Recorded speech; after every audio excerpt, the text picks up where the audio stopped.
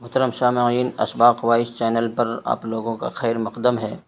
سبق آموز اور اصلاحی واقعات و حکایات سننے کے لیے چینل کو سبسکرائب کریں، شیئر کریں۔ تو چلیے واقعہ سنتے ہیں۔ ایک گائے اور شیر کی دلچسپ کہانی۔ ایک گائے راستہ بھٹک کر جنگل کی طرف نکل گئی۔ وہاں ایک شیر اس پر حملہ کرنے کے لیے دوڑا، بھاگنے لگی۔ شیر بھی اس کے پیچھے دوڑتا رہا۔ گائے بھاگتی بھاگتی بالآخر ایک دلدلی دریا میں چھلانگ لگا دی۔ شیر بھی اس کے پیچھے چھلانگ لگایا، لیکن گائے سے کچھ فاصلے پر ہی دلدل میں پھنس گیا۔ اب وہ دونوں جتنا نکلنے کی کوشش کرتے، دلدل میں اتنا ہی پھنستے جاتے۔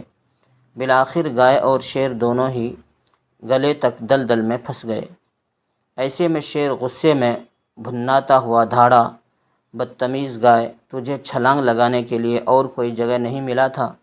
کوئی اور جگہ ہوتا تو تجھے چیر پھاڑ کر کھاتا اور صرف تیری جان جاتی، میں تو بچ جاتا، لیکن اب تو ہم دونوں ہی مریں گے۔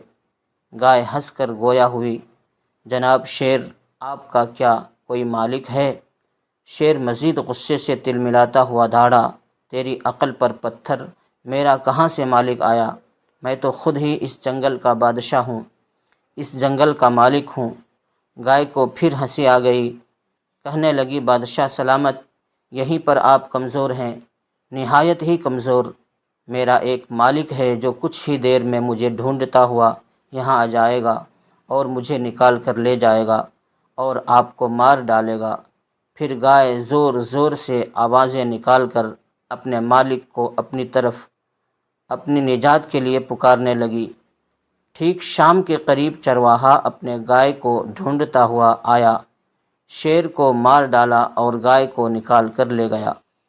آج ہم بھی اس گائے کی طرح بھٹک گئے ہیں اور شیر نما دشمن ہمارا پیچھے لگا ہوا ہے، جبکہ ہمارا بھی خالق ہے، ہمارا بھی مالک ہے، وہ جو زبردست اور حکمت والا ہے، اور وہ ہمیں دشمنوں کی ظلم و بربریت سے نجات دینے کی پوری قدرت رکھتا ہے، لیکن ہم اپنے زبردست اور قدرت والے مالک کو پکارنے کے بجائے دشمن کی طرف ہی دیکھ رہے ہیں، دشمن کو ہی اپنا نجات دہندہ سمجھ رہے ہیں اور دلدل کی مزید گہرائی میں پھنستے جا رہے ہیں، جبکہ ہمارا خیر خواہ اور مددگار صرف اور صرف ہمارا اللہ ہے۔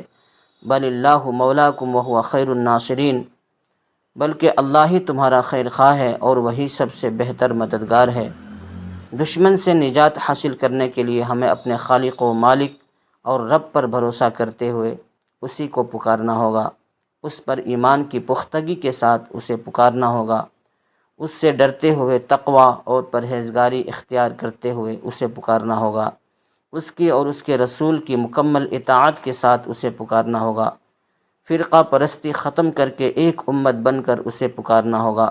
پھر شام تو ہو سکتی ہے، لیکن اس اللہ کی مدد و نصرت ضرور آئے گی، اور جب اس اللہ کی مدد آئے گی تب دنیا کی کوئی طاقت ہم مسلمانوں پر ظلم نہیں کر پائے گی، کوئی دشمن ہم پر غالب نہیں ہو پائے گا۔